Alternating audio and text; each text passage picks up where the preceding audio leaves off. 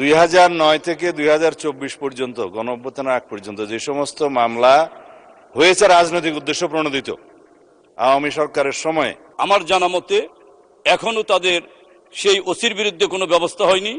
আমার জানা মতে সেই পুলিশের বিরুদ্ধে কোনো ব্যবস্থা গ্রহণ করা হয়নি এবং তাদের বিরুদ্ধে অনতিবিলম্বে ব্যবস্থা গ্রহণ করা প্রয়োজন বলে আমি মনে করি। মাননীয় স্বরাষ্ট্রমন্ত্রী, আপনি দয়া করে এই বিষয়টি আমাদেরকে নিশ্চিত করবেন। মাননীয় সদস্যের প্রশ্ন ছিল পুলিশ বাহিনীকে কিভাবে সুশৃঙ্খল বাহিনীতে রূপান্তর করা যায় জনগণের নিরাপত্তা এবং কল্যাণ করার জন্য।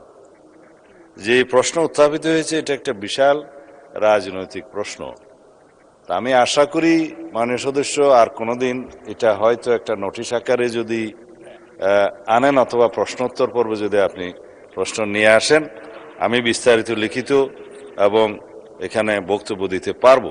তবে যেহেতু এটা রেকর্ডে থাকবে সেজন্য বলি, বিগত আওয়ামী ফ্যাসিস্ট সরকারের আমলে 2007 থেকে 2009 বাদই দিলাম, 2009 থেকে 2024 পর্যন্ত ছাত্র গণ অভ্যুত্থান সংগঠিত হওয়ার আগ মুহূর্ত পর্যন্ত বা সংগঠিত হওয়া পর্যন্ত যে সমস্ত গায়েবী মামলা, মিথ্যা রাজনৈতিক মামলা এবং যে সমস্ত গুম খুন অপহরণ সহ যে সমস্ত অনাচার অবিচার এদেশের জনগণের উপরে হয়েছে, তার সাথে আপনারা সবাই জানেন তৎকালীন ফ্যাসিবাদী সরকারের নির্দেশে পুলিশ বাহিনীর কিছু কিছু সদস্য তাদের সেই পুলিশ নির্দেশ পালন করেছে।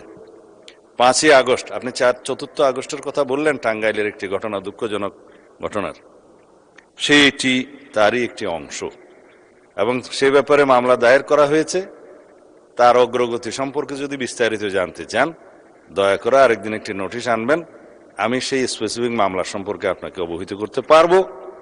তবে মহান জাতীয় সংসদের সকল সদস্যদের অবগতির জন্য জানাচ্ছি, আমরা দায়িত্ব গ্রহণ করার পরে প্রথম কাজ হিসাবে করেছি, বিগত ইন্টারিম গভর্নমেন্টের সময় কিছু মামলা প্রত্যাহার করা তো হয়েছে, সেই মামলাগুলো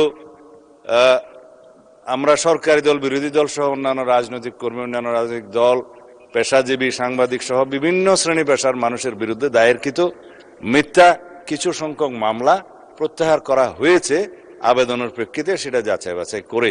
কিন্তু সেখানে সকল মামলা অন্তর্ভুক্ত ছিল না, যেমন হত্যা মামলা, অপহরণ মামলা, তারপরে মাদকদ্রব্য, তারপরে অস্ত্র মামলা ইত্যাদি এবং নারী নির্যাতন মামলা, ধর্ষণ মামলা, এগুলো কোনো কিছুই এখানে অন্তর্ভুক্ত ছিল না, কিছু বাদ ছিল। আমরা দায়িত্ব গ্রহণের পরে জেলা পর্যায়ে জেলা ম্যাজিস্ট্রেটের নেতৃত্বে একটি কমিটি গঠন করে দিয়েছি। তার টার্মস অফ রেফারেন্স সেখানে উল্লেখ করা আছে, আমি সেটা প্রেস ব্রিফিংয়েও বলেছিলাম। সেখানে কোনো শ্রেণী বিভেদ করে না কোনো মামলার। আমরা বলেছি 2009 থেকে 2024 পর্যন্ত গণঅভ্যুত্থানের আগ পর্যন্ত যে সমস্ত মামলা হয়েছে রাজনৈতিক উদ্দেশ্য প্রণোদিত আওয়ামী সরকারের সময়ে, সকল মামলার মধ্যে প্রত্যাহার করার জন্য সেই কমিটির কাছে আবেদন করবেন, এফআইআর, চার্জশিট সহ অন্যান্য তথ্যাদি যেগুলো এই ফরম্যাটে চাওয়া হবে।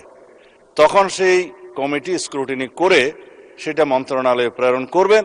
আইনমন্ত্রীর নেতৃত্বে একটি কমিটি করে দেওয়া হয়েছে, সেই কমিটিতে সেটা যাবে। তারা যেটা সাজেস্ট করবেন, পরামর্শ দিবেন, সেই মতে CRPC 494 অনুসারে মামলা প্রত্যাহারের ব্যবস্থা আমরা গ্রহণ করব ইনশাআল্লাহ।